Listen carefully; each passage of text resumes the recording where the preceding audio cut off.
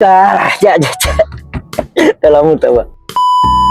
Salam dari Muar guys. Hari ni aku berada di Batu Lima Bakri guys. So aku terpandang satu kedai ni, nama dia Warung Wak Bos guys. Dari Bakri Muar. Dari sana Muar ke Bakri.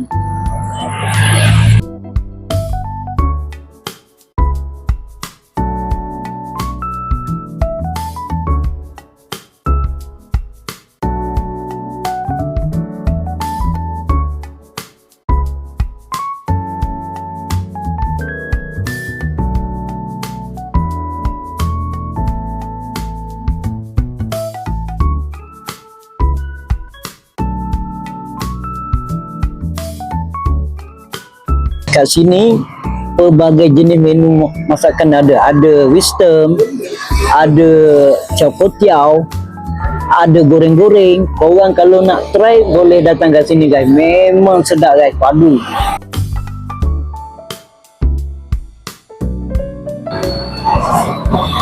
Nugget guys, nugget. Wow, kat sini dia bagi nugget. Ada sos dia ni. Harga dia baru RM7 guys, satu bekas ni. Jom kita test tengok sedap ke tidak nuggetnya. Guys, panas-panas lagi guys. Bismillahirrahmanirrahim. Sedap Wow. Petang-petang macam ni lah.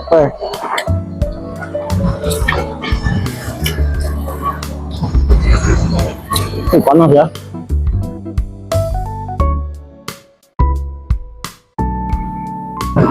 Okay guys, ini chicken chop crispy guys. Harga dia baru RM17 guys. Kat sini dia ada bagi sos black pepper, ayam crispy, ada salad sikit dengan kentang goreng guys. Kita test. Okay guys, jom kita test ayam crispy dia. Sedap ke tidak? Wow, bunyi guys, lama guys. Bismillahirrahmanirrahim. Sedap guys.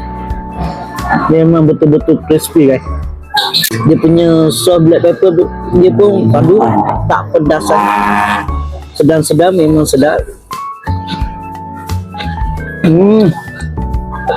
Padu guys. Wow, orang patut datang sini cuba sendiri.